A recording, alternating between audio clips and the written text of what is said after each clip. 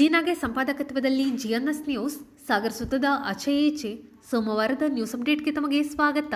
ಮುಖ್ಯಾಂಶಗಳು: ಸಾಗರ ಬಾಲಕಿಯರ ಸ್ವತಂತ್ರ ಪದವಿ ಪೂರ್ವ ಕಾಲೇಜು ವಾರ್ಷಿಕೋತ್ಸವದಲ್ಲಿ ಸಾಧಕ ವಿದ್ಯಾರ್ಥಿನಿಯರಿಗೆ ಸನ್ಮಾನ. ಮಹಿಳಾ ಶಿಕ್ಷಣಕ್ಕೆ ಸರ್ಕಾರ ಒತ್ತು ನೀಡಿದೆ ಎಂದ ಶಾಸಕ ಬೇಳೂರು. ಜನವರಿ 1ರಂದು ಶಿವಮೊಗ್ಗದಲ್ಲಿ ಕೊರೆಗಾಂವ್ ವಿಜಯೋತ್ಸವ. ಕೊರೆಗಾಂವ್ ಘಟನೆ ಕುರಿತು ಲಲಿತಮ್ಮ. ಕಾರ್ಯಕ್ರಮದಲ್ಲಿ ಪಾಲ್ಗೊಳ್ಳಲು ನಾರಾಯಣ್ ಮಂಡಗಳಲ್ಲಿ ಆಹ್ವಾನ. ಜನವರಿ 2ರಂದು ಲಕ್ಷ್ಮೀ ಅಟ್ಟೆ ಸರ್ವಾಧ್ಯಕ್ಷತೆಯಲ್ಲಿ 14ನೇ ಮಕ್ಕಳ ಸಾಹಿತ್ಯ ಸಮ್ಮೇಳನ. ಸಾಗರ ಜೋಸೆಫ್ ನಗರದಲ್ಲಿ ಕಟ್ಟಿದ ಚರಂಡಿ, ಮನೆಯೊಳಗೆ ನುಗ್ಗುತ್ತಿದೆ ಕ್ರಿಮಿಕೀಟ. ಮೌನವಾದರ ಪರಿಸರ ಅಭಿಯಂತರ. ಶಾಸಕರಿಗೆ ಕೆಟ್ಟ ಹೆಸರು ತರಲು ಅಧಿಕಾರಿಗಳ ಯತ್ನ ಎಂದು ಚಂದ್ರಪ್ಪ ಆಕ್ರೋಶ. ಈಗ ಸುದ್ದಿಯ ವಿವರ. ಹೆಣ್ಣು ಮಕ್ಕಳ ಶಿಕ್ಷಣಕ್ಕೆ ವಿಶೇಷ ಒತ್ತು ನೀಡಲಾಗುತ್ತಿದೆ. ಸರ್ಕಾರದ ಯೋಜನೆ ಬಳಸಿಕೊಂಡು ಹೆಣ್ಣು ಮಕ್ಕಳು ಶಿಕ್ಷಣ ಪಡೆಯುವ ಮೂಲಕ ಉನ್ನತ ಸ್ಥಾನಕ್ಕೆ ತಲುಪಬೇಕು ಎಂದು ಶಾಸಕ ಹಾಗೂ ಅರಣ್ಯ ಕೈಗಾರಿಕಾ ಅಭಿವೃದ್ಧಿ ನಿಗಮದ ಅಧ್ಯಕ್ಷ ಗೋಪಾಲಕೃಷ್ಣ ಬೇಳೂರು ತಿಳಿಸಿದರು. ಸಾಗರದ ನಗರಸಭಾ ರಂಗಮಂದಿರದಲ್ಲಿ ಸೋಮವಾರ ಬಾಲಕಿಯರ ಸ್ವತಂತ್ರ ಪದವಿ ಪೂರ್ವ ಕಾಲೇಜಿನ ಸಾಂಸ್ಕೃತಿಕ ವೈಭವ ಕಾರ್ಯಕ್ರಮ ಉದ್ಘಾಟಿಸಿ ಪ್ರತಿಭಾವಂತ ವಿದ್ಯಾರ್ಥಿನಿಯರನ್ನು ಸನ್ಮಾನಿಸಿ ಅವರು ಮಾತನಾಡುತ್ತಿದ್ದರು. ಪ್ರಾಚಾರ್ಯ ಅರುಣ್ ಕುಮಾರ್ ಕಾರ್ಯಕ್ರಮದ ಅಧ್ಯಕ್ಷತೆ ವಹಿಸಿದ್ದರು. ವೇದಿಕೆಯಲ್ಲಿ ಎಚ್.ಕೆ. ನಾಗಪ್ಪ, ವೀಣಾ ನಾಯ್ಡು, ಇಂದುಮತಿ, ಲೋಕೇಶ್ ಇನ್ನಿತರರು ಹಾಜರಿದ್ದರು. ಓದಂತರೆಲ್ಲರೂ ಜಾಬಲ್ಲಿದ್ದಾರೆ. ಬಹಳಷ್ಟು ಪ್ರೈವೇಟ್ ಕಂಪನಿಗಳಲ್ಲಿ, ಐಟಿ ಕಂಪನಿಗಳಲ್ಲಿ ಜಾಬಲ್ಲಿದ್ದಾರೆ. ಅಷ್ಟು ಅವಕಾಶ ಇದೆ. ಯಾವ ಹೆಣ್ಣು ಮಕ್ಕಳು ಸಹ ಕಾಲೇಜಿಂದ ಅರ್ಧದಲ್ಲಿ ಬಿಟ್ಟು ಮನೇಲಿ ಕೂರ್ತಾ ಇದ್ದವರು ಇವತ್ತು ಪ್ರತಿ ಒಬ್ಬರು ನಾವು ಓದಬೇಕು, ನಾನು ಕೆಲಸ ಮಾಡಬೇಕು, ನಾನು ಪ್ರಗತಿ ತೋರಿಸ್ಬೇಕು ಅನ್ನೋ ರೀತಿಯಲ್ಲಿ ಅಷ್ಟು ಧೈರ್ಯ ಕೊಡ್ತಾರಲ್ಲ. ಈ ರಾಷ್ಟ್ರದ ರಾಷ್ಟ್ರಪತಿನೇ ಹೆಣ್ಣುಮಗಳಾಗಿದೆ. ನೆನ್ಪಿಟ್ಕೊಳ್ಳಿ, ಈ ರಾಷ್ಟ್ರದ ರಾಷ್ಟ್ರಪತಿ ಹೆಣ್ಣುಮಗಳಾಗಿದೆ. ಈ ದೇಶದ ಬಹಳಷ್ಟು ಜನ ಹೆಣ್ಣು ಮಕ್ಕಳು ಪ್ರಧಾನಿಗಳಾಗಿದ್ದಾರೆ. ಈ ದೇಶದ ಎಷ್ಟೋ ಕಡೆ ಮುಖ್ಯಮಂತ್ರಿಗಳು, ದೇಶದ ರಾಜ್ಯದ ಮುಖ್ಯಮಂತ್ರಿಗಳನ್ನು ಸಹ ಹೆಣ್ಣು ಮಕ್ಕಳೇ ಆಗಿದ್ದಾರೆ. ಹಾಗಾಗಿ ಹೆಣ್ಣು ಮಕ್ಕಳಿಗೆ ಇವತ್ತು 50% ಇವತ್ತು ದೇಶದಲ್ಲಿ ಅವರಿಗೆ ನಾವು ಆದ್ಯತೆಯನ್ನು ಕೊಟ್ಟಿದ್ರು ಅಂತ ಹೇಳಿದ್ರೆ, ಇವತ್ತು ಒಂದು ತಾಲೂಕ್ ಪಂಚಾಯತಿ, ಜಿಲ್ಲಾ ಪಂಚಾಯತಿ ನಿಂತರೆ ಅದರಲ್ಲಿ ಗಂಡು ಮಕ್ಕಳಿಗೆ 50% ಕೊಟ್ಟರೆ ಹೆಣ್ಣು ಮಕ್ಕಳಿಗೆ 1% ಜಾಸ್ತಿನೇ ಇರುತ್ತೆ. 51% ನಾವು ಕೊಟ್ಟಿದ್ದೀವಿ. ಅಂದ್ರೆ ಹೆಣ್ಣು ಮಕ್ಕಳಿಗೂ ಆ ಸಾಧನೆ ಮಾಡಬೇಕು, ಅವರು ಸಮಾನತೆಯಲ್ಲಿ ಬರಬೇಕು, ಅವರಿಗೂ ಹಕ್ಕುಗಳನ್ನು ಕೊಡಬೇಕನ್ನೋ ರೀತಿಯಲ್ಲಿ ಈ ದೇಶದಲ್ಲಿ ನಡೆಯುತ್ತಿರುವ ಕಾನೂನುಗಳನ್ನು ಇವತ್ತು ಕೊಟ್ಟಿದ್ದೀವಿ ಮಕ್ಕಳಿಗೆ. ಹಾಗಾಗಿ ನಾನು ಇಷ್ಟೇ ಹೇಳೋದಷ್ಟೇ, ಪ್ರಿನ್ಸಿಪಾಲ್ ಇಲ್ಲೇ ಇದ್ದಾರೆ. ಇವತ್ತಿನ ಮುಂಬರುವಂತ ಕಾಲೇಜಿನ ರಿಸಲ್ಟ್ ಸ್ವಲ್ಪ ಚೆನ್ನಾಗಿ ತಗೊಂಡು ಬನ್ನಿ ಅಷ್ಟೇ. ನಾನು ಜಾಸ್ತಿ ಏನು ಮಾತಾಡೋದಿಲ್ಲ. ನಮ್ಮ ಮಕ್ಕಳಿಗೆ ಇವತ್ತು ಅವ್ರದ್ದೇ ಹವಾ. ಇವತ್ತು ಯಾರು ಶಿಕ್ಷಕರು ಅವ್ರ ಬಗ್ಗೆ ಏನು ಮಾತಾಡಕ್ ಹೋಗ್ಬೇಡಿ, ಸುಮ್ಮನೆ ಇರ್ಬೇಡಿ. ಅವ್ರು ಏನ್ ಕುಡಿತಾರೆ, ಏನ್ ಡ್ಯಾನ್ಸ್ ಮಾಡ್ತಾರೆ ಎಲ್ಲ ಅವರಿಗೆ ಬಿಟ್ಬಿಡಿ. ನಾಳೆ ಬೇಕಾದ್ರೆ ಎದುರಿಸಿ. ಇವತ್ತು ಏನ್ ಹೇಳಕ್ ಹೋಗ್ಬೇಡಿ. ಏನಮ್ಮ ಸರಿಯಾ?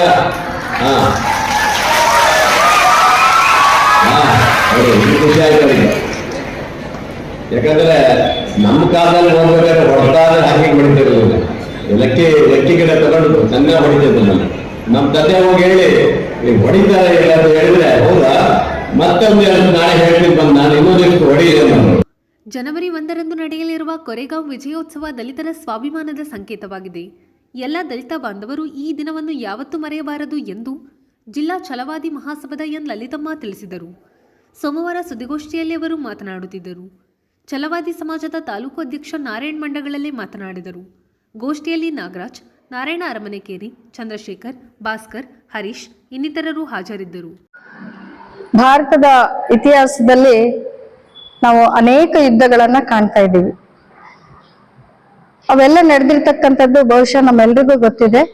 ಅಧಿಕಾರಕ್ಕೋಸ್ಕರ ಮಾಡಿರ್ತಕ್ಕಂಥದ್ದು, ರಾಜ್ಯಕ್ಕೋಸ್ಕರ ಮಾಡಿರ್ತಕ್ಕಂಥ ಯುದ್ಧಗಳಾಗಿದೆ. ಆದ್ರೆ 1818ರಲ್ಲಿ ಭೀಮಾ ಕೋರೆಗಾಂವ್ ಯುದ್ಧ ನಡೆದಿರ್ತಕ್ಕಂಥದ್ದು ಯಾವುದೇ ಒಂದು ಅಧಿಕಾರಕ್ಕೋಸ್ಕರ ನಡೆದಿರ್ತಕ್ಕಂಥದ್ದು ಯುದ್ಧ ಅಲ್ಲ. ಇದು ಒಂದು ಭಾರತದ ಚರಿತ್ರೆಯಲ್ಲೇ ಮುಚ್ಚಿ ಹೋಗಿರ್ತಕ್ಕಂಥ ಒಂದು ಇತಿಹಾಸ ಆಗಿದೆ. ಇದನ್ನ ಭೀಮಾ ಕೋರೆಗಾಂವ್ ದಿಗ್ವಿಜಯ ಅಂತ ಹೇಳಿ, ದಲಿತರ ಸ್ವಾಭಿಮಾನದ ವಿಜಯ ಅಂತ ಹೇಳಿ ನಾವು ಕರಿತಾ ಇದ್ದೀವಿ. ಇದನ್ನ ಹೊರಗೆ ಎಕ್ಕಿರ್ತಕ್ಕಂಥದ್ದು, ಇದನ್ನ ಮುನ್ನೆಲೆಗೆ ತಂದಿರ್ತಕ್ಕಂಥವ್ರು ಡಾಕ್ಟರ್ BR ಅಂಬೇಡ್ಕರ್ ಅವರು. ಈ ಯುದ್ಧ ಮಹಾರ್ ಜಾತಿಯ 500 ಸೈನಿಕರಿಗೂ ಮತ್ತು 2ನೇ ಬಾಜಿರಾಯನ ಪೇಶ್ವೆ ಮರಾಠರ 2800 ಸೈನಿಕರಿಗೂ ನಡೆದಿರ್ತಕ್ಕಂಥ ಯುದ್ಧ. ಭೀಮಾ ಕೋರೆಗಾಂವ್ ಅಂತಕ್ಕಂಥ ಗ್ರಾಮ ಭೀಮಾ ನದಿಯ ತಟದಲ್ಲಿ, ಮಹಾರಾಷ್ಟ್ರದಲ್ಲಿ, ಪುಣೆ ಜಿಲ್ಲೆಯಲ್ಲಿ ಇರ್ತಕ್ಕಂಥದ್ದು. ಆ ಗ್ರಾಮದಲ್ಲಿ ಈ ಯುದ್ಧ ನಡೀತದೆ. ಬ್ರಿಟಿಷರ ಜೊತೆ ಸೇರಿರ್ತಕ್ಕಂಥ ಪೇಶ್ವೆ ವಿರುದ್ಧವಾಗಿ ನಡೆದಿರ್ತಕ್ಕಂಥದ್ದು. ಬಹುಶಃ ಅಂದಿನ ಕಾಲದಲ್ಲಿ ಮಹಾರ್ ಜಾತಿಯವರ ಅಸ್ಪೃಶ್ಯತೆಯ ಆಚರಣೆಯಿಂದ ಬೇಸತ್ತು ಸಂಕಟ ನೋವುಗಳನ್ನ ಅನುಭವಿಸಿರ್ತಕ್ಕಂಥ ಮಹಾರ್ ಜನಾಂಗದ ಸಿದ್ಧನಾಕ ಅಂತಕ್ಕಂಥವ್ರು ಹೇಳ್ತಾರೆ, ಬ್ರಿಟಿಷರ ಪರವಾಗಿ ಅವರಿಗೆ ಯುದ್ಧ ಮಾಡೋದಕ್ಕೆ ಇಚ್ಛೆ ಇರೋದಿಲ್ಲ. ಆ ಸಂದರ್ಭದಲ್ಲಿ ಎರಡನೇ ಬಾಜಿರಾಯನ ಹತ್ರ ಹೋಗ್ಬಿಟ್ಟು, ನಮಗೆ ಬ್ರಿಟಿಷರ ಪರವಾಗಿ ಯುದ್ಧ ಮಾಡೋದಕ್ಕೆ ಇಚ್ಛೆ ಇಲ್ಲ, ತಾವುಗಳು ತಮ್ಮ ಅಧಿಕಾರದಲ್ಲಿ ನಮ್ಮನ್ನ ಸಮಾನರಾಗಿ ಕಾಣ್ಬೇಕು, ನಮ್ಗೆ ಗೌರವನ್ನ ಕೊಡ್ಬೇಕು ಅಂತ ಕೇಳಿದಾಗ ಅವರಿಗೆ ಅವಮಾನ ಮಾಡಿ ಆ ಅರಮನೆಯಲ್ಲಿ ಕಾವಲಿನಲ್ಲಿ ಇರ್ತಕ್ಕಂಥ ಒಬ್ಬ ದೂತನನ್ನ ಗಲ್ಲಿಗೇರಿಸ್ತಾರೆ. ಯಾಕೆ ಅವ್ರನ್ನ ಒಳಗೆ ಬಿಟ್ರಿ ಅಂತ ಹೇಳ್ಬಿಟ್ಟು. ಇಂಥ ಕ್ರೂರ ಜಾತೀಯತೆ ಪದ್ಧತಿ ಅವತ್ತು ಎಷ್ಟೋ ಹೆಣ್ಮಕ್ಳಿಗೆ ಅತ್ಯಾಚಾರ ಆಗುತ್ತೆ. ಅವ್ರು ನಿಮ್ಗೆಲ್ಲರಿಗೂ ಗೊತ್ತಿದೆ, ಅವತ್ತು ದಲಿತರು ನಡೆಯುವಂತ ಮಹಾರ್ ಜನಾಂಗದವ್ರು ನಡಿಬೇಕಾದ್ರೆ ಅವರು ಬೆಳಗ್ಗೆ ಹೋಗ್ಬೇಕಾಗಿರ್ಲಿಲ್ಲ, ಅವ್ರ ನೆರಳು ಬೀಳ್ಬೇಕಾಗಿರ್ಲಿಲ್ಲ, ಮತ್ತೆ ಅವರು ಉಗುಳು ಕೂಡ ಈ ನೆಲದ ಮೇಲೆ ಬೀಳ್ಬಾರ್ದಾಗಿತ್ತು. ಅಂತ ಕ್ರೂರ ಕಟ್ಟುಪಾಡುಗಳು ಅವತ್ತಿದ್ವು. ನಿಮ್ಗೆಲ್ಲ ನಡಿಬೇಕಾದ್ರೆ ಹಿಂದ್ಗಡೆ ಒಂದು ಕಸ್ಬರ್ಕೆಯನ್ನ ಕಟ್ಕೊಂಡು ನಡಿಬೇಕಾಗಿತ್ತು. ಇಂಥ ಒಂದು ಕೆಟ್ಟ ಪರಿಸ್ಥಿತಿ, ಪ್ರಾಣಿಗಳಿಗಿಂತಲೂ ಅತ್ಯಂತ ಶೋಚನೀಯವಾಗಿರ್ತಕ್ಕಂಥ ಪರಿಸ್ಥಿತಿಯನ್ನ ಅನುಭವಿಸಿ ಅವತ್ತು ಮಹಾರ್ ಜನಾಂಗದ 500 ಜನ ಏನ್ ಮಾಡ್ತಾರೆ ಅಂದ್ರೆ, ಯಾವಾಗ ಪೇಶ್ವೆ ಬಾಜಿರಾಯ ಎರಡನೇ ಬಾಜಿರಾಯ ವಿರುದ್ಧ ಮಾಡ್ತಾನೆ ಅನ್ನೋದು ಸುದ್ದಿ ಬ್ರಿಟಿಷರಿಗೆ ಗೊತ್ತಾಗ್ಬಿಟ್ಟು, ಆ ಬ್ರಿಟಿಷರು ಇದನ್ನ ಉಪಯೋಗ ಮಾಡ್ಕೋತಾರೆ. ನಿಮಗೆ ಎಲ್ಲ ನಿಮ್ಮ ಬೇಡಿಕೆಗಳನ್ನ ನಾವು ಈಡೇರಿಸ್ತೀವಿ, ನೀವು ನಮ್ಮ ಜೊತೆ ಕೈಗೂಡಿಸ್ಬೇಕು ಅಂತ ಹೇಳಿದಾಗ 500 ಜನ ಮಹಾರ್ ಸೈನಿಕರು ಸ್ವಾಭಿಮಾನಕ್ಕೋಸ್ಕರವಾಗಿ ಹೋರಾಡಿರ್ತಕ್ಕಂಥದ್ದು. ತಮಗೆ ಇಲ್ಲಿ ಅವಕಾಶ ಇಲ್ಲ ಅಂದಾಗ ನ್ಯಾಯಕ್ಕಾಗಿ ನಾವು ಹೋರಾಡೋದು ತಪ್ಪಲ್ಲ ಅಂತ ನಿರ್ಧಾರ ಮಾಡ್ಬಿಟ್ಟು, ಧೈರ್ಯವಂತರು, ಸಾಹಸಿಗಳು, ನಿಯತ್ತಿನಲ್ಲಿ ಇರ್ತಕ್ಕಂಥ ಪ್ರಾಮಾಣಿಕತೆಯನ್ನ ಗುರುತಿಸಿ ಬ್ರಿಟಿಷ್ ಅವರಿಗೆ ತರಬೇತಿಯನ್ನ ಕೊಡ್ತಾರೆ. ಆ ತರಬೇತಿಯನ್ನ ಪಡ್ಕೊಂಡಿರ್ತಕ್ಕಂಥ ಇವರು, ನಾವಿವತ್ತು ಮಾಡಿದ್ರು ಕೂಡ ನಮ್ಮ ಮುಂದಿನ ಪೀಳಿಗೆಗೆ ಒಂದು ನ್ಯಾಯ ಅಂತಕ್ಕಂಥದ್ದು ಸಿಗುತ್ತೆ ಅಂತ ನಿರ್ಧಾರ ಮಾಡ್ಬಿಟ್ಟು 1817 ರಾತ್ರಿ ಅವರು 22 ಕಿಲೋಮೀಟರ್ ನಡೀತಾರೆ. ನಡೆದ್ಬಿಟ್ಟು ಕೋರೆಗಾಂವ್ ಭೀಮಾ ನದಿ ತೀರಕ್ಕೆ ಬಂದ್ಬಿಟ್ಟು ಅಲ್ಲಿ ಸತತವಾಗಿ ಬೆಳಿಗ್ಗೆ 9 ಗಂಟೆಯಿಂದ ರಾತ್ರಿ 9 ಗಂಟೆವರೆಗೂ ಯುದ್ಧ ಮಾಡ್ತಾರೆ. 28,000 ಬಲಿಷ್ಠರಾಗಿರ್ತಕ್ಕಂಥ ಎರಡನೇ ಬಾಜಿರಾಯನ ಸೈನ್ಯದೊಂದಿಗೆ ಅವರು 500 ಜನ ಮಹಾರ್ ಸೈನಿಕರು, 300 ಜನ ಬ್ರಿಟಿಷ್ ಸೈನಿಕರು ಸೇರ್ಬಿಟ್ಟು ಯುದ್ಧ ಮಾಡ್ತಾರೆ. ಆ ಸಂದರ್ಭದಲ್ಲಿ ಸಿದ್ಧನಾಕನನ್ನ ನಾಯಕತ್ವವನ್ನು ವಹಿಸಿರ್ತಕ್ಕಂಥ ಮಹಾರ್ ಸಿದ್ಧನಾಕ ಅವನನ್ನ ಮೋಸದಿಂದ ಕೊಲ್ತಾರೆ. ಇದನ್ನ ನೋಡಿರ್ತಕ್ಕಂಥ ಮಹಾರ್ ಸೈನಿಕರು ರೊಚ್ಚಿಗೆದ್ದು ಬಾಜಿರಾಯನ ಮಗನನ್ನ ಕೊಲ್ತಾರೆ. ಅಷ್ಟು ರೋಷ ಇರುತ್ತೆ ಅವರಿಗೆ. ಎಲ್ಲ ತುಂಬಾ ರಕ್ತದ ಓಕಳಿಯನ್ನೇ ಹರಿಸ್ಬಿಡ್ತಾರೆ. 500 ಜನ ಯಾರು ಎಷ್ಟು 21 ಜನ ಸೈನಿಕರು ಹತರಾಗಿರ್ತಾರೆ, ಸ್ವಾಭಿಮಾನಕ್ಕೋಸ್ಕರ ಹತರಾಗಿರ್ತಕ್ಕಂಥ ಸೈನಿಕರ ಒಂದು 68 ಅಡಿ ಶಿಲಾಸ್ತಂಭವನ್ನು ಬ್ರಿಟಿಷ್ ಸರ್ಕಾರ ಅವರ ಗೌರವಾರ್ಥವಾಗಿ ಅದನ್ನು ಸ್ಥಾಪನೆ ಮಾಡ್ತಾರೆ. ಆ ಸಂದರ್ಭದಲ್ಲಿ ಒಂದು ಅಡಿಗಲ್ಲನ್ನು ಇಡುವಂಥ ಸಂದರ್ಭದಲ್ಲಿ 22 ತೋಪುಗಳನ್ನು ಆರಿಸಿ ಅವರಿಗೆ ಗೌರವಾರ್ಥವನ್ನು ಸಲ್ಲಿಸಿ ಒಂದು ಅಡಿಗಲ್ಲನ್ನು ಇಡ್ತಾರೆ. ಕೊನೆಗೆ ಪ್ರತಿ ವರ್ಷ ಕೂಡ ಇವತ್ತು ಕೂಡ ಲಕ್ಷಾಂತರ ಜನ ಅಲ್ಲಿ ಜನವರಿ 1ರಂದು ಹೋಗಿ ಆ ಸಂಭ್ರಮಾಚರಣೆಯನ್ನು, ವಿಜಯೋತ್ಸವವನ್ನು ಆಚರಣೆ ಮಾಡ್ತಾರೆ. ಇದು ನಮ್ಮ ಪೂರ್ವಿಕರ ಇತಿಹಾಸ. ಇದು ಯಾಕೆ ಅಂದರೆ ನಮಗೆಲ್ಲರಿಗೂ ಸ್ವಾಭಿಮಾನದ ಒಂದು ಸಂಕೇತ. ನಾವು ಕೂಡ ಮನುಷ್ಯರಾಗಿ ಬದುಕಬೇಕು ಅನ್ನೋ ಒಂದು ರೀತಿಯಲ್ಲಿ ಇದನ್ನು ಯುದ್ಧ ನಡೆದು ಇದು ನಮ್ಮ ಯುವಕರಿಗೆ ಪ್ರೇರಣೆಯಾಗಬೇಕು ಅಂತಕ್ಕಂಥದ್ದನ್ನು ನಾನು ಈ ಸಂದರ್ಭದಲ್ಲಿ ಹೇಳ್ತೀನಿ. ಇದು ಒಂದು ನಮ್ಮ ಜಿಲ್ಲಾ ಕಮಿಟಿಯಿಂದ, ಜಿಲ್ಲಾ ಛಲವಾದಿ ಸಮಾಜದಿಂದ 1ನೇ ತಾರೀಕು ನಾವೊಂದು ವಿಜೃಂಭಣೆಯನ್ನು ಆಚರಣೆ ಪ್ರತಿ ವರ್ಷವೂ ಮಾಡ್ತಾ ಇದ್ದೀವಿ. ಈ ಸಲ ವಿಜೃಂಭಣೆಯಿಂದ ಆಚರಣೆ ಮಾಡ್ತಾ ಇದ್ದೀವಿ. ಜಗತ್ತಿಗೆ ನಾವು ತಿಳ್ಕೊಳ್ಬೇಕಾಗಿದೆ. ತಿಳ್ಕೊಂಡು ನಾವು ಅರ್ಥ ಮಾಡಿಕೊಂಡು ಈ ಸಮಾಜದಲ್ಲಿ ಏನು ತಪ್ಪು ನಡೀತಿದೆ, ಏನು ತಪ್ಪಾದಂಥ ವಿಚಾರ ನಡೀತದೆ, ಅವೆಲ್ಲವನ್ನು ದಯವಿಟ್ಟು ಆರೋಗ್ಯಕರವಾದಂಥ ಸಮಾಜ ನಿರ್ಮಾಣ ಆಗಬೇಕು, ಸಮಾಜ ನಿರ್ಮಾಣ ಆಗಬೇಕು ಅಂತೇಳಿ ಈ ಕೋರೆಗಾಂವ್ ಯುದ್ಧದಲ್ಲಿ ಏನು ಮಡಿದಂಥ ಎಲ್ಲ ಯೋಧರನ್ನು 24 ಜನ ಯೋಧರನ್ನು ಅಲ್ಲಿ ಆ ಒಂದು ವೀರಗಂಬದಲ್ಲಿ ಏನು ಅವರ ಹೆಸರನ್ನ ಕಿತ್ತಿಸಿ ಆ ಒಂದು ಕಂಬದಲ್ಲಿ ಅವರ ಸ್ಮಾರಕ ಮಾಡಿ ಅವರಿಗೆ ನಮನವನ್ನು, ಗೌರವವನ್ನು ಈಗ ಸುಮಾರು 207 ವರ್ಷ ಈ ಒಂದು ಆಚರಣೆ ಕಾರ್ಯಕ್ರಮ ಆಗಿದೆ. ಈ ಕಾರ್ಯಕ್ರಮ ಶಿವಮೊಗ್ಗದ ಚಲವಾದಿ ಸಮಾಜ ಹಮ್ಮಿಕೊಂಡಿದೆ. ಶಿವಮೊಗ್ಗದಲ್ಲಿ ಆಚರಣೆ ಕಾರ್ಯಕ್ರಮ ಇಟ್ಟುಕೊಂಡಿದೆ. ಇದಕ್ಕೆ ಇದರ ನಿಮಿತ್ತ ನಮ್ಮ ತಾಲೂಕಿನಿಂದ ಎಲ್ಲ ಸಮುದಾಯಗಳು, ಎಲ್ಲ ಹಿಂದುಳಿದ ವರ್ಗ, ಪರಿಶಿಷ್ಟ ಜನಾಂಗದ ಎಲ್ಲ ಜಾತಿ ವರ್ಗಗಳು, ಅಲ್ಪಸಂಖ್ಯಾತರು, ಎಲ್ಲ ವರ್ಗದ ಜನರು ಈ ಒಂದು ಸಮಾರಂಭದ ಕಾರ್ಯಕ್ರಮಕ್ಕೆ ಪಾಲ್ಗೊಳ್ಳುವಂತಹ ಪ್ರಾಮುಖ್ಯತೆ ಇರುವುದರಿಂದ ಈ ಕಾರ್ಯಕ್ರಮವನ್ನು ಭಾಗವಹಿಸಿ ನಾವು ಅರ್ಥ ಮಾಡಿಕೊಳ್ಳಬೇಕಾದಂಥ ಅನೇಕ ವಿಚಾರಗಳು ಇರುವುದರಿಂದ ಈ ಸಮಾಜವನ್ನು ಸರಿಯಾದ ದಿಕ್ಕಿಗೆ ಕೊಂಡೊಯ್ಯಬೇಕಾದ ಜವಾಬ್ದಾರಿ ನಿಮ್ಮೆಲ್ಲರ ಮೇಲೆ ಇರುವುದರಿಂದ ತಾವೆಲ್ಲರೂ ಭಾಗವಹಿಸಲಿಕ್ಕೆ ನಾನು ಅತ್ಯಂತ ವಿನಮ್ರವಾಗಿ ವಿನಂತಿಸಿಕೊಳ್ಳುತ್ತಿದ್ದೇನೆ. ಇಡೀ ನಾಗರಿಕ ಬಂಧುಗಳಲ್ಲಿ. ಹಾಗೆಯೇ ಈ ಕಾರ್ಯಕ್ರಮದಲ್ಲಿ ಗಣ ಉಪಸ್ಥಿತಿಯಲ್ಲಿ KS ಈಶ್ವರಪ್ಪನವರು, ಮಾಜಿ ಮುಖ್ಯಮಂತ್ರಿಗಳು, ಇವರು ಇರ್ತಾರೆ. ಹಾಗೆಯೇ ನಮ್ಮ ದಿವ್ಯ ಸಾನ್ನಿಧ್ಯವನ್ನು ಈ ನಮ್ಮ ಪ್ರಜ್ಞಾಭಾರತಿ ವಿದ್ಯಾಮಂದಿರದ ವಿದ್ಯಾರ್ಥಿನಿ ಲಕ್ಷ್ಮಿ ಅಟ್ಟೆ ಅವರ ಸರ್ವಾಧ್ಯಕ್ಷತೆಯಲ್ಲಿ ತಾಲೂಕು ಮಟ್ಟದ 14ನೇ ಮಕ್ಕಳ ಸಾಹಿತ್ಯ ಸಮ್ಮೇಳನ ಜನವರಿ 2ರಂದು ಬೆಳಗ್ಗೆ 8:30ರಿಂದ ಗಾಂಧಿ ಮೈದಾನದಲ್ಲಿ ನಡೆಯಲಿದೆ ಎಂದು ಜಿಲ್ಲಾ ಕನ್ನಡ ಸಾಹಿತ್ಯ ಸಾಂಸ್ಕೃತಿಕ ವೇದಿಕೆ ಅಧ್ಯಕ್ಷ ಸದಾನಂದ ಶರ್ಮಾ ತಿಳಿಸಿದರು. ಸೋಮವಾರ ಕರ್ನಾಟಕ ಕಾರ್ಯನಿರತ ಪತ್ರಕರ್ತರ ಭವನದಲ್ಲಿ ಸುದ್ದಿಗೋಷ್ಠಿಯಲ್ಲಿ ಅವರು ಮಾತನಾಡುತ್ತಿದ್ದರು. ಸಮ್ಮೇಳನದ ಸಂಚಾಲಕ ಗುಡ್ಡೆಮನೆ ನಾಗರಾಜ್ ಮಾತನಾಡಿದರು.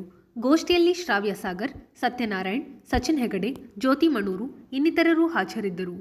ವೇದಿಕೆ ಸಾಗರ ಘಟಕದ ಪರವಾಗಿ ಜನವರಿ 2ನೇ ತಾರೀಕು ಶುಕ್ರವಾರ ದಿವಸ ಸಾಗರದ ನಗರಸಭಾ ಆವರಣದಲ್ಲಿ ವೇದಿಕೆಯಲ್ಲಿ 14ನೇ ಮಕ್ಕಳ ಸಾಹಿತ್ಯ ಸಮ್ಮೇಳನ ಇದೆ. ಈ ಸಮ್ಮೇಳನದ ಅಧ್ಯಕ್ಷರಾಗಿ ಪ್ರಜ್ಞಾಭಾರತಿ ವಿದ್ಯಾಮಂದಿರ ಶಾಲೆಯ 10ನೇ ತರಗತಿ ವಿದ್ಯಾರ್ಥಿನಿ ಕುಮಾರಿ ಶ್ರೀಲಕ್ಷ್ಮಿ ಅಟ್ಟೆ ಇವರ ಪರಿಚಯವನ್ನು ನಾವು ನಂತರ ಕಳಿಸ್ಕೊಡ್ಬೋದು. ಅವರಿಗೆ ಬಾಲ್ಯ ದಶೆಯಲ್ಲಿ ಸಾಹಿತ್ಯ ರಚನೆ ಜೊತೆಗೆ ಯಕ್ಷಗಾನ ವೇಷಗಾರಿಕೆ ಮತ್ತು ಯಕ್ಷಗಾನ ಅರ್ಥಗಾರಿಕೆ ಎರಡರಲ್ಲೂ ಕೂಡ ಬೇರೆ ಬೇರೆ ತಾಲೂಕು ಬೇರೆ ಬೇರೆ ವೇದಿಕೆಯಲ್ಲೂ ಭಾಗವಹಿಸ್ತಿದ್ದಾರೆ. ಅವರೆಲ್ಲ ಸಾಂಸ್ಕೃತಿಕ ವೇದಿಕೆ ಕಡೆಯಿಂದ ಆಯ್ಕೆ ಸಮಿತಿ ಆಯ್ಕೆ ಮಾಡಿದೆ. ಹಾಗೆ ಸರ್ಕಾರಿ ಪದವಿ ಪೂರ್ವ ಕಾಲೇಜು ಪ್ರೌಢಶಾಲಾ ವಿಭಾಗ ಸಿರಿವಂತಿ ಇಲ್ಲಿನ 8ನೇ ತರಗತಿಯ ವಿದ್ಯಾರ್ಥಿನಿ ಕುಮಾರಿ ಸಾಹಿತ್ಯಕ್ಕೆ ಈ ಸಮ್ಮೇಳನವನ್ನು ಉದ್ಘಾಟನೆ ಮಾಡಿದ್ದಾರೆ. ಅವತ್ತು ಬೆಳಗ್ಗೆ 8:30ಕ್ಕೆ ಮಾನ್ಯ ಉಪವಿಭಾಗಾಧಿಕಾರಿಗಳು ಶ್ರೀಯುತ ವೀರೇಶ್ವರವರು ರಾಷ್ಟ್ರಧ್ವಜಾರೋಹಣವನ್ನು ಮಾಡ್ತಾರೆ. ಹಾಗೆ ಕನ್ನಡ ಸಾಹಿತ್ಯ ಪರಿಷತ್ತಿನ ಸಾಗರ ಅಧ್ಯಕ್ಷರಾದಂಥ ಶ್ರೀಯುತ VP ಸ್ವಾಮಿಯವರು ಕನ್ನಡ ಧ್ವಜಾರೋಹಣವನ್ನು ನೆರವೇರಿಸುತ್ತಾರೆ. ಇದಾದ ನಂತರ ಸಾಗರದ ಮಹಾಗಣಪತಿ ದೇವಸ್ಥಾನದಿಂದ ಸಮ್ಮೇಳನ ಅಧ್ಯಕ್ಷರು ಮತ್ತು ಉದ್ಘಾಟಕರ ಮೆರವಣಿಗೆಯನ್ನು ಶ್ರೀಯುತ TV ಪಾಂಡುರಂಗ ಅವರು ಚಾಲನೆ ನೀಡುತ್ತಾರೆ. ಅಲ್ಲಿಂದ ನಮ್ಮ ಕನ್ನಡ ಸಾಂಸ್ಕೃತಿಕ ವೇದಿಕೆ ಮತ್ತು ಕರ್ನಾಟಕ ಜಾನಪದ ಪರಿಷತ್ತು ಜೊತೆಗೆ ವಿವಿಧ ಸಂಘ ಸಂಸ್ಥೆಗಳ ಕಾರ್ಯಕರ್ತರು, ಪದಾಧಿಕಾರಿಗಳು ಮತ್ತು ವಿವಿಧ ಶಾಲೆಗಳ ವಿದ್ಯಾರ್ಥಿಗಳು ಎಲ್ಲರೂ ಸೇರಿ ಮೆರವಣಿಗೆಯನ್ನು ಹೆಚ್ಚು ವ್ಯವಸ್ಥಿತವಾಗಿ ನಡೆಸಬೇಕು ಅನ್ನುವಂಥ ತಯಾರಿ ಆಗ್ತಾ ಇದೆ. ಹಾಗೆ 10:30 ನಗರಸಭಾ ಸ್ಟೇಜಲ್ಲಿ ಕಾರ್ಯಕ್ರಮದ ಉದ್ಘಾಟನಾ ಕಾರ್ಯಕ್ರಮವನ್ನು ಹಮ್ಮಿಕೊಳ್ಳಲಾಗಿದೆ. ಸಾಗರದ ಪ್ರತಿಭಾವಂತ ಪ್ರತಿಭೆ ಬಾಲಗಾಯಕಿ ಕುಮಾರಿ ದಿಯಾ ಹೆಗಡೆ ಕಾರ್ಯಕ್ರಮಕ್ಕೆ ಪ್ರಾರ್ಥನೆಯನ್ನು ಮಾಡ್ತಾರೆ. ಆಮೇಲೆ ಆ ಕಾರ್ಯಕ್ರಮದಲ್ಲಿ ನಮ್ಮ ಮಾನ್ಯ ಶಾಸಕರು ಇರ್ತಾರೆ. ಅವರು ವನಗಂಬೆ ಗಣೇಶನವರು ಬರೆದಿರುವಂಥ ಮಕ್ಕಳಿಗಾಗಿ ರಾಮಾಯಣ ಮತ್ತು ಮಕ್ಕಳಿಗಾಗಿ ಮಹಾಭಾರತ ಎರಡೂ ಉಪಯುಕ್ತವಾದ ಕೃತಿಗಳು. ಇದನ್ನು ಬೆಂಗಳೂರಿನ ಒಂದು ಪ್ರಕಾಶನ ಇದನ್ನು ಪಬ್ಲಿಷ್ ಮಾಡ್ತಾ ಇದೆ. ಆ ಪುಸ್ತಕಗಳ ಲೋಕಾರ್ಪಣಾ ಕಾರ್ಯಕ್ರಮವನ್ನು ಮಾನ್ಯ ಶಾಸಕರು ಮಾಡ್ತಾರೆ. ಈ ಕಾರ್ಯಕ್ರಮದಲ್ಲಿ ನಿಕಟ ಪೂರ್ವ ಸಮ್ಮೇಳನದ ಅಧ್ಯಕ್ಷ ಸರ್ಕಾರಿ ಪ್ರೌಢಶಾಲೆ ಆವಿನಹಳ್ಳಿ ಶಾಲೆಯ 9ನೇ ತರಗತಿ ವಿದ್ಯಾರ್ಥಿನಿ ಕುಮಾರಿ ಬಿಂದು, ಹಾಗೆ ಈ ಸಮ್ಮೇಳನದ ಅಧ್ಯಕ್ಷ ಹಾಗೂ ಉದ್ಘಾಟಕರು ಇವರೆಲ್ಲರೂ ಕೂಡ ತಮ್ಮ ಅನಿಸಿಕೆಯನ್ನು ಭಾಷಣ ರೂಪದಲ್ಲಿ ಹೇಳ್ತಾರೆ. ಬಂಧುಗಳ 4 ಗೋಷ್ಠಿಗಳನ್ನು ಹಮ್ಮಿಕೊಳ್ಳಲಾಗಿದೆ. ದಯಮಾಡಿ ಗಮನಿಸಿ, ಇದು ಏನೋ ಒಂದು ಗೋಷ್ಠಿಗಳಂತ ಮಾಡಬೇಕು ಅಂತಲ್ಲ, ಇದು ಉಪಯುಕ್ತವಾಗಿ ಅನ್ನೋ ದೃಷ್ಟಿಯಿಂದ ನಾವು ಶಾಲೆಯ ಆಯ್ಕೆಗೆ ನಮ್ಮ ಹೆಚ್ಚು ಮಕ್ಕಳು ಹೆಚ್ಚು ಶಾಲೆಯಿಂದ ವಿದ್ಯಾರ್ಥಿಗಳು ಬಂದಿರಲಿಲ್ಲವಾದರೂ ನಮ್ಮ ಸಮಿತಿ ಸದಸ್ಯರೇ ಹೈಸ್ಕೂಲ್ಗಳಿಗೆ ಹೋಗಿ ಮುಖ್ಯ ಶಿಕ್ಷಕರು ಮತ್ತು ಕನ್ನಡ ಶಿಕ್ಷಕರನ್ನು ವಿಚಾರಿಸಿದಾಗ ನಮ್ಮ ತಾಲೂಕಿನಲ್ಲಿ ಸುಮಾರು 25ಕ್ಕೂ ಹೆಚ್ಚು ಕವಿಗಳು ಸಿಕ್ಕಿದ್ದಾರೆ. ಬಾಲ್ಯದಲ್ಲಿನ ಕವಿಗಮನಗಳು, ಚುಟುಕಗಳು, ಕವಿತೆಗಳನ್ನು ಬರೆದು ಬೇರೆ ಬೇರೆ ಪತ್ರಿಕೆಗಳಲ್ಲಿ ಪ್ರಕಟ ಆಗಿರುವಂಥ ಕವಿಗಳು, ಅಂತಹ ಕವಿಗಳದ್ದು ಒಂದು ಕವಿಗೋಷ್ಠಿ ಇದೆ. ಆಮೇಲೆ ನೋಡಿ ಬಂಧುಗಳು, ಇದೊಂದು ಸಾಹಿತ್ಯದಲ್ಲಿ ಒಂದು ವಿಶಿಷ್ಟವಾದ ಕಾರ್ಯಕ್ರಮ ತಗೊಂಡಿದ್ದೀವಿ. 2ನೇ ಗೋಷ್ಠಿ 12:30ರಿಂದ 1:30ವರೆಗೆ ಸಾಗರದ ಗೌರವಾನ್ವಿತ ಪ್ರಧಾನ ಹಿರಿಯ ವ್ಯವಹಾರ ನ್ಯಾಯಾಧೀಶರು JMFC ಶ್ರೀಯುತ ನಟರಾಜ್ ಸರ್ ಅವರ ಉಪಸ್ಥಿತಿಯಲ್ಲಿ ಸಾಹಿತ್ಯದಲ್ಲಿ ಕಾನೂನು ಮತ್ತು ಮಕ್ಕಳ ಹಕ್ಕುಗಳ ಕುರಿತ ಒಂದು ಗೋಷ್ಠಿ. ಬೇರೆ ಬೇರೆ ಶಾಲೆಯಿಂದ ಆಮಂತ್ರಿತ ವಿದ್ಯಾರ್ಥಿಗಳು ಕೆಲವು ಪ್ರಶ್ನೆಗಳನ್ನು ಕೇಳ್ತಾರೆ, ಸೂಕ್ಷ್ಮವಾದ ಪ್ರಶ್ನೆಗಳು. ಅದಕ್ಕೆ ಕಾನೂನಿನ ಜೊತೆ ಸಾಹಿತ್ಯದಲ್ಲಿ ಕಾನೂನಿನ ಮೂಲಕ ಏನು ಪರಿಹಾರ ಇದೆ ಅನ್ನೋದನ್ನ ಮಾನ್ಯ ನ್ಯಾಯಾಧೀಶರು ಹೇಳ್ತಾರೆ. ಆ ಸಮಯದಲ್ಲಿ ಮಕ್ಕಳು ಮತ್ತು ಮಹಿಳಾ ಕಲ್ಯಾಣ ಶುಕ್ರವಾರ 2/1/2026 ಶುಕ್ರವಾರ ಗಾಂಧಿ ಮೈದಾನದಲ್ಲಿ ಏರ್ಪಡಿಸಿದ್ದೀವಿ. ಈ ಮಕ್ಕಳ ಸಾಹಿತ್ಯ ಸಮ್ಮೇಳನಕ್ಕೆ ವಿಶೇಷವಾಗಿ ಹೊರದಳ್ಳಿಯ ಶ್ರೀಮಠ ಮಧ್ಯಾಹ್ನದ ಸಂಪೂರ್ಣ ಸುಮಾರು 1,000 ಮಕ್ಕಳಿಗೆ ಸಂಪೂರ್ಣ ಊಟದ ವ್ಯವಸ್ಥೆಯನ್ನು ಮಾಡಿದ್ದಾರೆ. ಅವರಿಗೂ ಕೂಡ ಈ ಪತ್ರಿಕೆ ಮುಖಾಂತರ ಹೇಳಿದೆ. ಮುಖ್ಯವಾಗಿ ನಾನು ಈ 2ನೇ ವರ್ಷ ಸಂಪೂರ್ಣವಾಗಿ ಆ ಮಕ್ಕಳ ಸಾಹಿತ್ಯ ಸಮ್ಮೇಳನದಲ್ಲಿ ಭಾಗವಹಿಸ್ತಿದ್ದೀನಿ. ಅದರಲ್ಲಿ ಈ ಮಕ್ಕಳಿಗೆ ಈ ಸಾಹಿತ್ಯದ ಬಗ್ಗೆ ಅರಿವು ಮೂಡಿಸೋದ್ರ ಮುಖಾಂತರ ನಾವು ಆಯ್ಕೆ ಕಮಿಟಿಯಲ್ಲಿ ಕೂಡ ಆಯ್ಕೆ ಮಾಡಿಕೊಂಡು ಎಲ್ಲರಿಗೂ ಎಲ್ಲ ರೀತಿಯ ಎಕ್ಸಾಮ್ ಮಾಡುವಂಥ ಮಾಡಿ ಆಯ್ಕೆ ಮಾಡಿದ್ದೀವಿ. ಇದರಲ್ಲಿ ನಾವು ಯಾರು ಎಲ್ಲ ಆಯ್ಕೆ ಸಮಿತಿ ಮಾಡಿಬಿಟ್ಟು ಅವರೇ ಆಯ್ಕೆ ಮಾಡಿದ ಮುಖಾಂತರ ಈ ಅಧ್ಯಕ್ಷರನ್ನ ಮತ್ತು ಉದ್ಘಾಟಕರನ್ನು ಎಲ್ಲ ಅವರೇ ಆಯ್ಕೆ ಮಾಡಿದರೆ ಈ 14ನೇ ಮಕ್ಕಳ ಸಾಹಿತ್ಯ ಸಮ್ಮೇಳನಕ್ಕೆ ತಾವೆಲ್ಲರೂ ಅತಿ ಹೆಚ್ಚು ಪ್ರಚಾರ ಕೊಡೋದ್ರ ಮುಖಾಂತರ ನೀವು ಕೂಡ ಈ ಸಾಹಿತ್ಯ ಸಮ್ಮೇಳನದಲ್ಲಿ ಭಾಗವಹಿಸಿ. ಸಾಗರ ಪಟ್ಟಣ ವ್ಯಾಪ್ತಿಯಲ್ಲಿನ ಚರಂಡಿಗಳು ಕೊಳಚೆ ನೀರಿನಿಂದ ತುಂಬಿದ್ದು ಸಾರ್ವಜನಿಕರು ಸಾಂಕ್ರಾಮಿಕ ರೋಗ ಭೀತಿ ಎದುರಿಸುವಂತೆ ಆಗಿದೆ. ಚರಂಡಿ ಕೊಚ್ಚೆ ನೀರಿನಿಂದ ತುಂಬಿ ಹುಳುಗಳು ಮನೆಯನ್ನು ಪ್ರವೇಶ ಮಾಡುತ್ತಿದ್ದು, ಈ ಬಗ್ಗೆ ತಿಳಿಸಿದರೂ ನಗರಸಭಾ ಪರಿಸರ ವಿಭಾಗ ಮಾತ್ರ ಯಾವುದೇ ಕ್ರಮ ಕೈಗೊಳ್ಳುತ್ತಿಲ್ಲ ಎಂದು ಜನರು ದೂರಿದ್ದಾರೆ. ಸಾಗರದ ಜೋಸೆಫ್ ನಗರದ ನಿರ್ಮಲಾ ಕಾನ್ವೆಂಟ್ ಶಾಲೆ ಎದುರಿನ KG ಶಿವಪ್ಪ ಅವರ ಹಳೆ ಮನೆ ಎದುರಿನ ಚರಂಡಿ ಕೊಳಚೆ ನೀರಿನಿಂದ ತುಂಬಿ ಹೋಗಿದ್ದು, ಅಕ್ಕಪಕ್ಕದವರು ಪರಿಸರ ವಿಭಾಗದ ಸಹಾಯಕ ಕಾರ್ಯಪಾಲಕ ಅಭಿಯಂತರ ಮದನ್ ಎಂಬುವವರಿಗೆ ಮಾಹಿತಿ ನೀಡಿದ್ದಾಗ್ಯೂ ಅಸಡ್ಡೆಯಿಂದ ಮಾತನಾಡುತ್ತಿದ್ದಾರೆ ಎನ್ನಲಾಗಿದೆ. ಜೋಸೆಫ್ ನಗರದ ಚರ್ಚ್ ಪಕ್ಕದ ಚರಂಡಿಗಳಿಂದ ಕೊಳಚೆ ನೀರು ಉಕ್ಕಿ ಹುಳುಗಳು ಕ್ರಿಮಿಕೀಟಗಳು ಮನೆಯೊಳಗೆ ಹೋಗುತ್ತಿದ್ದು, ಜನರು ಸಾಂಕ್ರಾಮಿಕ ರೋಗಭೀತಿ ಎದುರಿಸುತ್ತಿದ್ದಾರೆ. ನಗರಸಭಾ ಆರೋಗ್ಯ ವಿಭಾಗದ ಶೈಲೇಶ್ ಮತ್ತು ಮಹೇಶ್ ಬಗ್ಗೆ ಜನರು ತೀವ್ರ ಆಕ್ರೋಶ ವ್ಯಕ್ತಪಡಿಸುತ್ತಿದ್ದಾರೆ. ನಗರಸಭಾ ಮಾಜಿ ಸದಸ್ಯ ಎಲ್ ಚಂದ್ರಪ್ಪ ಹಾಗೂ ಸ್ಥಳೀಯರು ಈ ಕುರಿತು ಮಾತನಾಡಿದ್ದಾರೆ. ಈಗ ಇಲ್ಲಿ ಒಂದು ಪ್ರತಿಷ್ಠಿತ ಶಾಲೆ ಸಹ ಇದೆ. ಮಕ್ಕಳು ಇಲ್ಲಿ ಮೂಗಿಡ್ಕೊಂಡು ಓಡಾಡ ಕೆಟ್ಟ ಪರಿಸ್ಥಿತಿ ನಿರ್ಮಾಣ ಆಗಿದೆ. ಇಲ್ಲೆಲ್ಲ ಈ ರೀತಿ ಕೊಳಚೆ ನಿಟ್ಟು ಎಲ್ಲ ನಾಗರಿಕರು ಮೂಗು ಮುಚ್ಕೊಂಡು ಓಡಾಡ್ತಿದ್ದಾರೆ. ನಗರದ ಹೃದಯ ಭಾಗದಲ್ಲಿ ಇರ್ತಕ್ಕಂಥ ಒಂದು ಚರಂಡಿ ಈ ವ್ಯವಸ್ಥೆ ನಗರಸಭೆಯವರು ತತ್ಕ್ಷಣಕ್ಕೆ ಈ ಕಡೆ ಬಂದು ಗಮನ ಹರಿಸ್ಬೇಕು. ನಮ್ಮ ಶಾಸಕರು ಎಷ್ಟು ಹೇಳಿದ್ರು ಕೆಲವು ಅಧಿಕಾರಿ ವರ್ಗದವರು ಮಾತು ಕೇಳೋ ಪರಿಸ್ಥಿತಿ ಇಲ್ಲ. ಆದ್ರಿಂದ ಇದು ಈ ವ್ಯವಸ್ಥೆಯನ್ನ ತತ್ಕ್ಷಣಕ್ಕೆ ಆರೋಗ್ಯ ಇಲಾಖೆಯವರು ಮತ್ತು ನಗರಸಭೆ ಕಮಿಷನರ್ ಈ ಕಡೆ ಹೆಚ್ಚಿನ ಗಮನ ಕೊಟ್ಟು ಇಲ್ಲಿ ಈ ಮಕ್ಕಳ ಆರೋಗ್ಯ ದೃಷ್ಟಿಯಿಂದ ಇದು ಸರಿಪಡಿಸ್ಬೇಕಂತೇಳಿ ನಾನೊಬ್ಬ ಸಾಗರ ನಾಗರಿಕನಾಗಿ ಈ ಸಂದರ್ಭದಲ್ಲಿ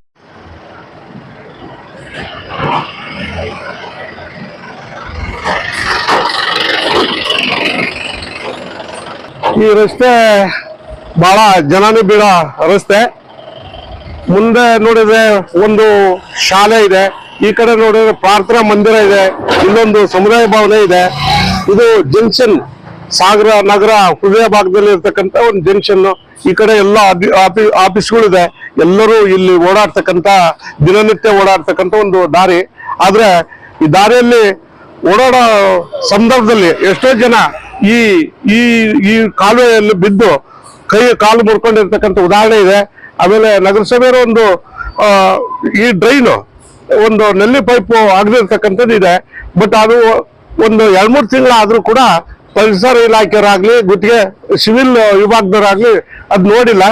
ಈ ಈ ಈ ಡ್ರೈನ್ ಮೇಲೆ ಸಿಮೆಂಟ್ ಕಾಸ್ಟ್ ಮುಚ್ಚಿ ಒಂದು ಓಡಾಡಲು ಅಗಲ ಮಾಡ್ತಕ್ಕಂಥ ಒಂದು ವ್ಯವಸ್ಥೆ ನಗರಸಭೆಯವರು ಮಾಡ್ಬೇಕು ಅಂತೇಳಿ ಈ ಸಂದರ್ಭದಲ್ಲಿ ನಾನು ಅಲ್ಲ ಚಿರಂಡಿ ಹುಳ ಎಲ್ಲ ನಮ್ಮ ಮನೆ ಒಳಗಡೆ ಅದನ್ನ ನೋಡಿದ್ರೆ ಅಸಹ್ಯ ಆಗತ್ರಿ. ಕಾಲು ಹುಳಗಳೆಲ್ಲ ಅವು ಅದೇ ಪಕ್ಕದ ಮನೆಯವರು ಹಂಗೆ ಅಂತಿದ್ರು, ಹುಳ ಎಲ್ಲ ಒಳಗಾಡ್ತಿ ಅಂತ. ಇದು ಸೋಮವಾರದ ಸಮಗ್ರ ಸುದ್ದಿ. ನಿರಂತರ ಸುದ್ದಿಗಾಗಿ ನೋಡ್ತಾ ಇರಿ GNS ನ್ಯೂಸ್. ನಮಸ್ಕಾರ.